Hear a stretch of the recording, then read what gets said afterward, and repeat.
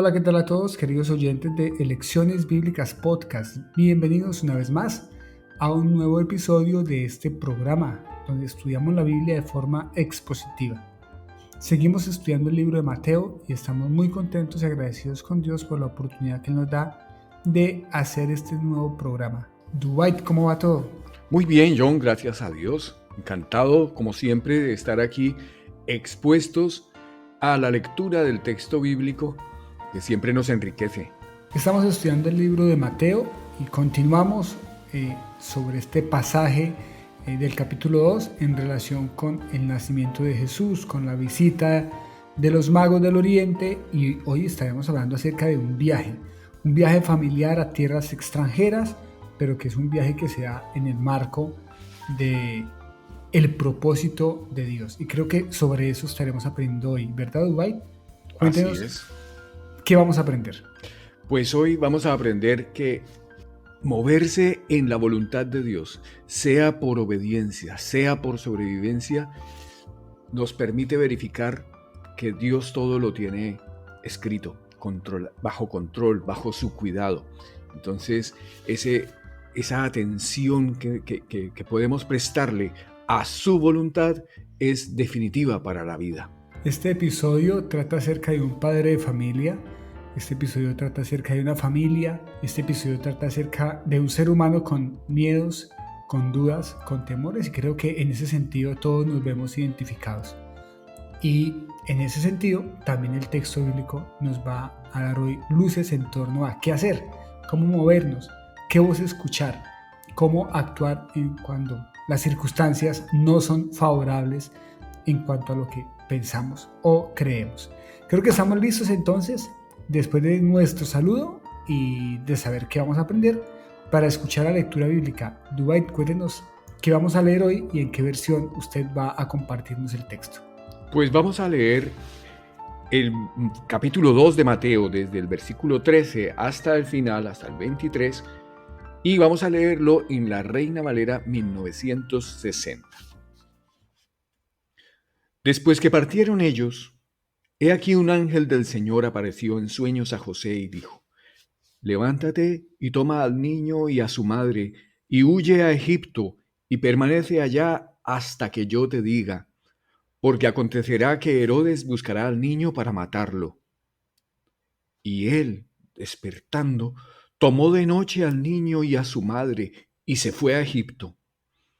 Y estuvo allá hasta la muerte de Herodes, para que se cumpliese lo que dijo el Señor por medio del profeta, cuando dijo: de Egipto llamé a mi hijo. Herodes entonces, cuando se vio burlado por los magos, se enojó mucho y mandó matar a todos los niños menores de 2 años que había en Belén y en todos sus alrededores, conforme al tiempo que había inquirido de los magos. Entonces se cumplió lo que fue dicho por el profeta Jeremías cuando dijo: voz fue oída en Ramá, grande lamentación, lloro y gemido. Raquel que llora a sus hijos y no quiso ser consolada porque perecieron. Pero después de muerto Herodes, he aquí un ángel del Señor apareció en sueños a José en Egipto, diciendo: levántate, toma al niño y a su madre y vete a tierra de Israel, porque han muerto los que procuraban la muerte del niño. Entonces él se levantó y tomó al niño y a su madre y vino a tierra de Israel. Pero oyendo que Arquelao reinaba en Judea en lugar de Herodes su padre, tuvo temor de ir allá. Pero avisado por revelación en sueños, se fue a la región de Galilea.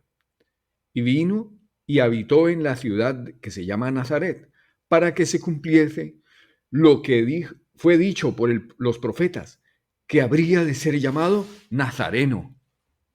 Dwight, muchísimas gracias por compartir una lectura bíblica.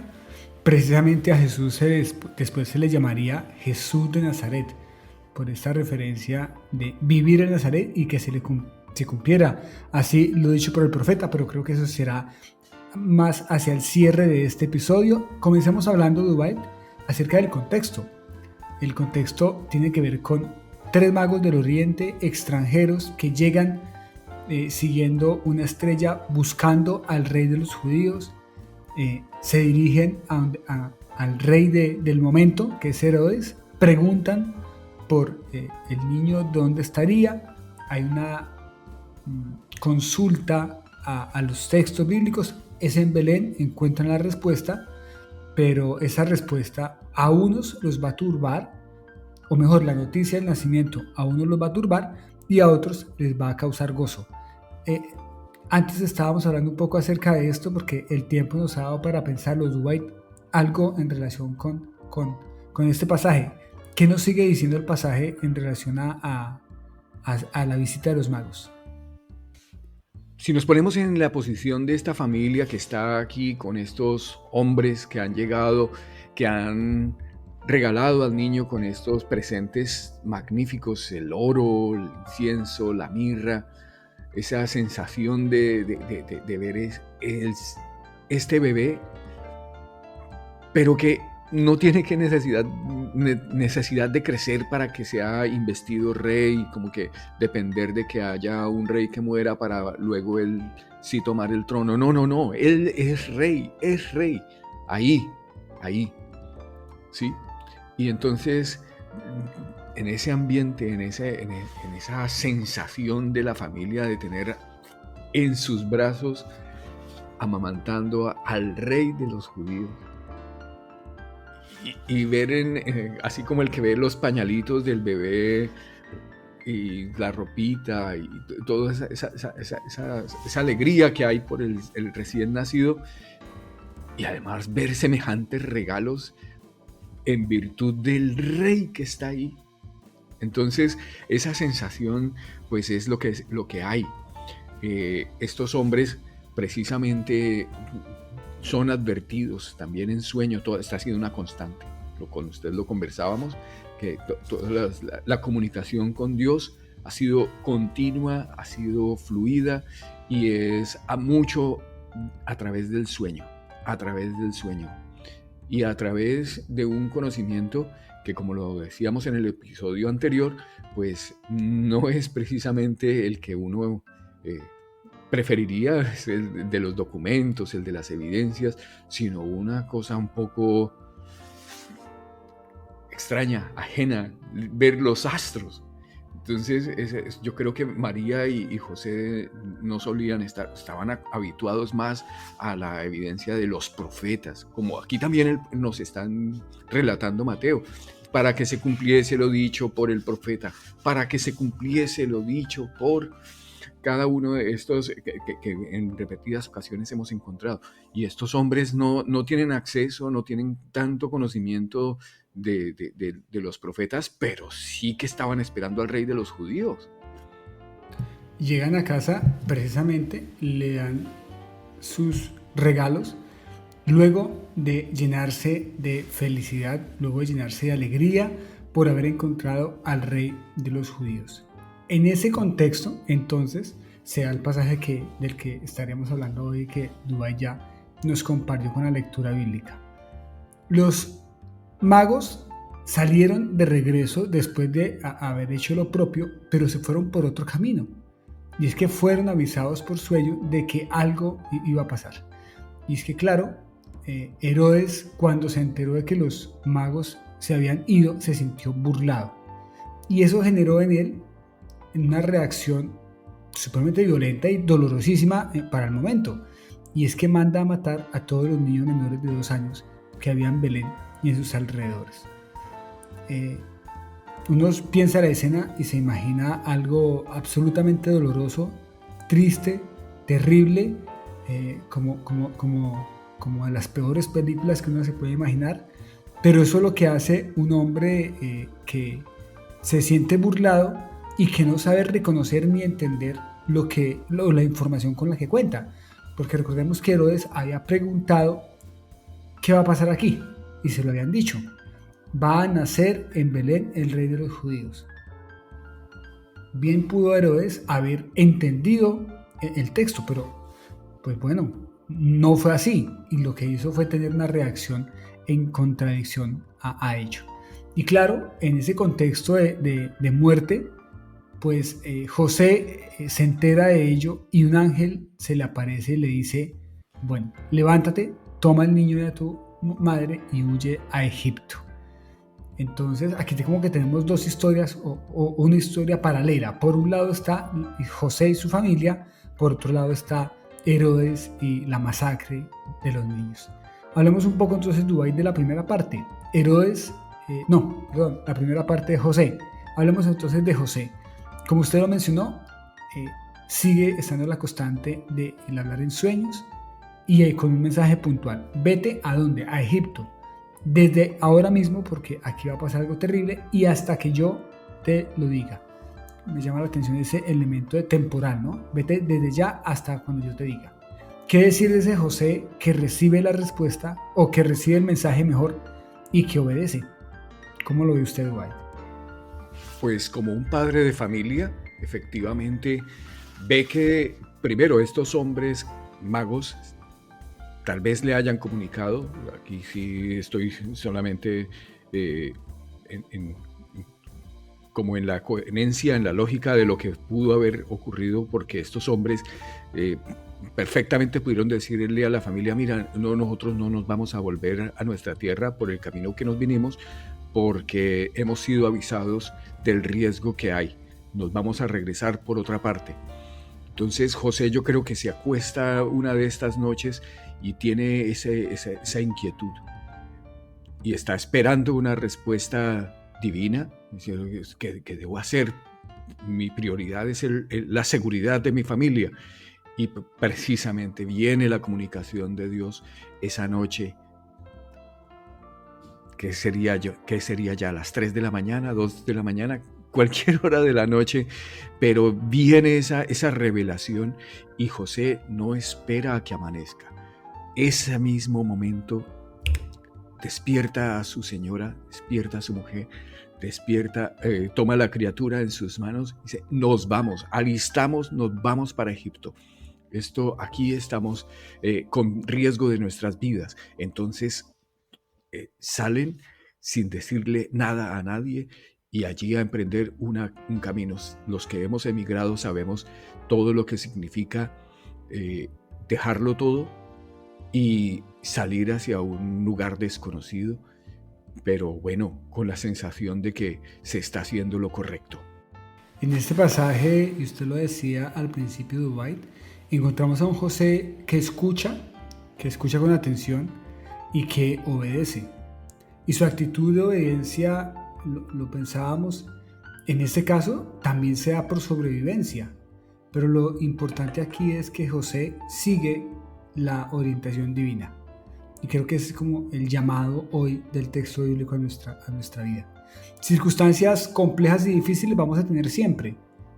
Claro, uno dice, no, pero qué bueno que José y su familia hayan tenido una vida tranquila y que no fueran los más buscados por el rey, por todo su séquito de soldados. Pero no, aquí José se vuelve el hombre más buscado, su familia se vuelve la familia más buscada porque quieren acabar con la vida del niño. Así de claro. Entonces, por un elemento de supervivencia, José se levanta y sale a Egipto. Ni nada más y nada menos que a Egipto, que es un territorio extranjero, que es un territorio hostil, que se activaba en su mente tal vez toda la historia de su pueblo, de la esclavitud de Egipto. Pero bueno, allí tienen que ir y él lo hace en obediencia, en supervivencia, pero también dependiendo totalmente de la mano de Dios. Allí estuvo hasta la muerte de Herodes. Estuvimos buscando Dubái y no encontramos una aproximación al tiempo. ¿Cuánto tiempo estuvo la familia allí? Sí, no encontramos. Algunas estimaciones cifran ese número en un año de acuerdo con lo que consultábamos en la documentación, pero no hay nada cierto. Entonces, lo que sabemos es esta sensación de la familia allí, en ese territorio, emprender una nueva vida. No sabían cuánto tiempo iba a estar en esa espera de la respuesta divina, de decir, vuelve a tu tierra. Finalmente llega esa noticia y nuevamente toman las pertenencias, lo poquito que pudieran tener o mucho, y regresan. Aquí hay un paréntesis en la historia y aquí viene entonces la parte de Herodes, porque José y su familia salen a Egipto y Herodes en Israel hace esta matanza.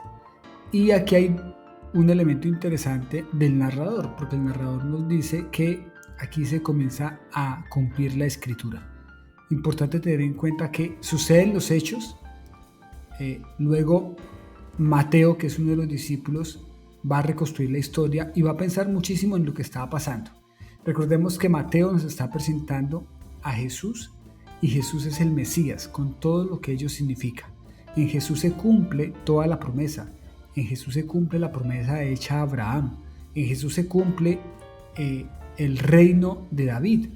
En Jesús se cumple toda la profecía. Y cuando ellos leen la Escritura, ven el cumplimiento de la Escritura en Jesús, ¿no? Entonces aquí el argumento de por qué ellos van a Egipto, pues van a Egipto porque ya estaba escrito. De Egipto llamé a mi hijo. Y en Jesús comienza a cumplirse toda la Escritura.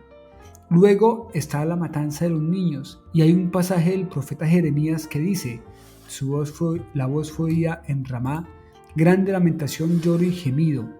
Raquel que llora a sus hijos y no quiso ser consolada porque perecieron. Entonces, los pasajes del Antiguo Testamento comienzan a verse reflejados en Cristo. Y eso también, Dwight, creo que nos enseña algo, y es la necesidad que tenemos de ver y de leer la Escritura, toda la Escritura, centrada en Cristo. ¿Qué podemos decir un poco acerca de esta lectura que hace Mateo de lo que pasó con Jesús y con José, María y Jesús? ¿Y qué podemos aprender de esa forma de ver la Escritura hoy? Pues precisamente estamos verificando cómo todo cuanto fue escrito en el Antiguo Testamento, pues es un anuncio de una u otra manera de lo que iba a ser Cristo, de lo que es Cristo.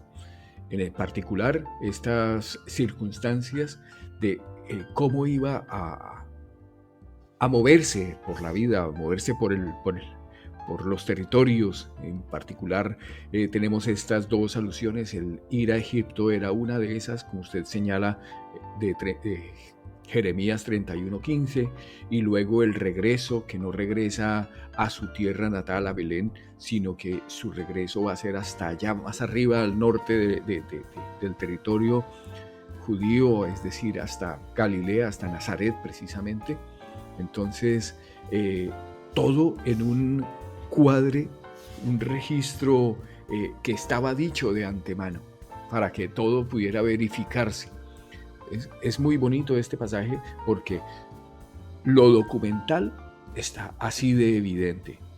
Y lo no documental, como le ocurrió a estos magos que desde esto que hacían de su observación del cielo, de todas maneras verifican que estamos frente al rey, que si bien se dice rey de los judíos, pero estos hombres le reconocen también como su rey, porque si no, ¿por qué estos regalos? ¿Por qué estos regalos? Son reconocimiento de su señorío, incluso por encima de los suyos, incluso por encima de los propios judíos, que lo que hicieron fue, pues no tenemos registro más de que hubieran venido aquí a reconocerle como rey y a ofrecerle presentes. No lo tenemos. Tal vez sí le hayan regalado algunas cosas, no lo sé. De acuerdo. En este pasaje vemos también, Dubái, esa relación directa de Dios con el ser humano, ¿no? De distintas maneras, porque encontramos los sueños, encontramos los astros y encontramos el texto escrito, ¿no? Como esas tres fuentes que hay allí, y de una u otra manera nos habla que Dios sigue hablando al ser humano de distintas formas, de distintas maneras. En el episodio anterior hablábamos acerca de esa fuerza del interior, o de ese, no sé, de ese llamado por dentro que a veces sentimos que es la voz de Dios, ¿no? Y hablábamos del pasaje de Lucas, cuando estos hombres iban caminando y escuchando a Jesús y luego tenían que decir: oiga, no sentíamos en nuestro interior como esa fuerza de la que nos hablaba. Y precisamente creo que es bueno tener en cuenta que Dios sigue hablando en nuestra vida de distintas maneras, y que bien sea por un motivo de obediencia o bien sea por un motivo de sobrevivencia, que nuestra actitud sea similar a la actitud de José, una actitud de osadía, una actitud de pararme de inmediato a hacer las cosas, Y eso es importante porque a veces, aunque tenemos la fuente, aunque tenemos el texto válido y verídico y súper confirmado, pues si no tenemos la decisión y la actitud correcta, no vamos a hacer nada. O sea, el tener el texto allí, el tener la verdad al frente de nuestros ojos, si nosotros como receptores de esa verdad no la recibimos realmente, pues no va a servir de nada. Está el caso de Herodes. O sea, Herodes también, a Herodes le llevaron el texto bíblico, porque los escribas vinieron y le dijeron, mire, sí, aquí el profeta dijo que en Belén, pero la actitud de Herodes fue totalmente diferente. Entonces creo que podemos aprender un poco acerca de la voz de Dios, cómo escuchamos la voz de Dios y cuál es nuestra actitud de confianza frente a esa voz, ¿no? Y creo que eso también nos deja elementos para aplicar en nuestra vida. Hay circunstancias muy particulares en nuestra vida y hacia dónde nos movemos, qué decisión tomo. Qué bueno tener en cuenta que Dios habla en nuestra vida y que debemos tener ese oído abierto y esos sentidos despiertos para escuchar la voz de Dios o para sentir la voz de Dios, si me permite el término. Estando en Egipto, muere Herodes y así que José vuelve a recibir un mensaje de la misma manera: ya murió, levántate, toma al niño de su madre y vuelve a tierra de Israel. Y José tiene un temor. Dwight, háblenos un poco acerca de eso. El temor de José y qué pasa. Sí, el temor como un motivador de las migraciones siempre está presente. En este caso, pues esas decisiones, como usted señalaba, que tomamos como desde las vísceras, desde algo que no podemos explicar y que si somos conscientes en la vida tomamos casi todas nuestras decisiones así. ¿Con quién se casa uno? ¿Con quién? Eso es una decisión muy intuitiva, nadie pone eso en una ecuación para resolver. Y después de haber hecho todos estos test de personalidad y haber hecho el algoritmo para saber cuál es la persona adecuada, me ha salido esta y es por ello que he elegido a fulanita. Y fulanita eligió a tal basado en el algoritmo y no, así puede que alguien haya tomado la decisión de esa manera, pero no es lo usual. Y aquí la migración también. ¿Por qué se va para Egipto y no para Persia? Entonces aquí tenemos esta y esa sensibilidad de José, de un hombre que sabe que hay que tomar decisiones ya, levantar a la familia a mitad de la noche y decir, esto es urgente, nos vamos. María también hace caso, aquí la protagonista, como lo señalábamos hace un rato en la conversación previa al episodio, pues la voz de María no está muy presente en este relato, sí que lo está en otro evangelio, el evangelio según Lucas es muy notorio el relato acerca de lo que dice María. Aquí no, aquí lo importante es esas decisiones de este hombre que en responsabilidad mueve a su familia hacia un lado u otro, y la verificación de que esto está de acuerdo con lo escrito por los profetas, lo anunciado. Entonces eso es maravilloso. El lector del primer siglo, el lector que se enfrentó a ese texto, tenía una pregunta y era, ¿quién es Jesús? ¿Quién es ese Cristo del que predican los cristianos? Y el Evangelio de Mateo lo que busca es responder a la pregunta de que que Jesús es el Cristo, que ese Jesús que nació en Belén, que fue a Egipto, que luego estuvo en Nazaret, que hacía parte de la región de Galilea, porque después le llamaron el Galileo, es el Mesías. En él se cumple toda la Escritura. Es el Mesías porque en él se cumple la promesa hecha a Abraham. Es el Mesías porque en él se cumple la promesa hecha al rey David.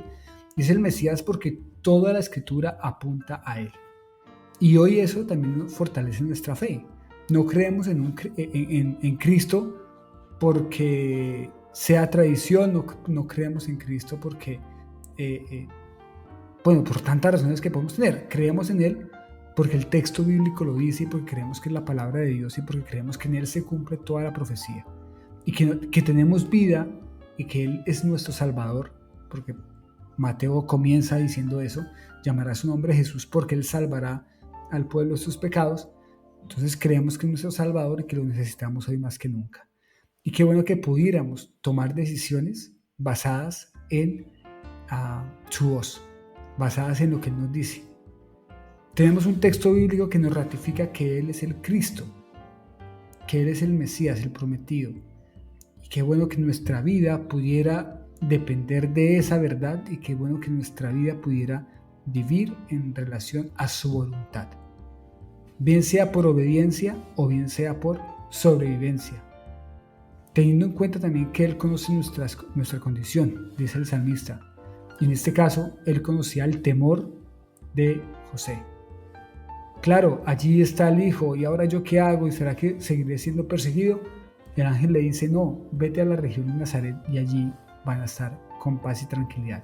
Y ese es nuestro Dios, un Dios que nos habla para bien y no para mal, un Dios que nos ama y un Dios que nos orienta.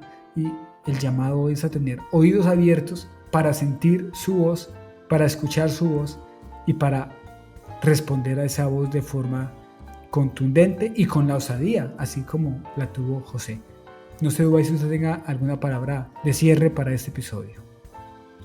Pues también ante estas sensaciones que tenemos, este episodio tan conocido, todo el mundo cristiano es bien conocido este relato de los magos, este relato de que Jesús ha nacido y lo celebramos, los niños reciben esos regalos.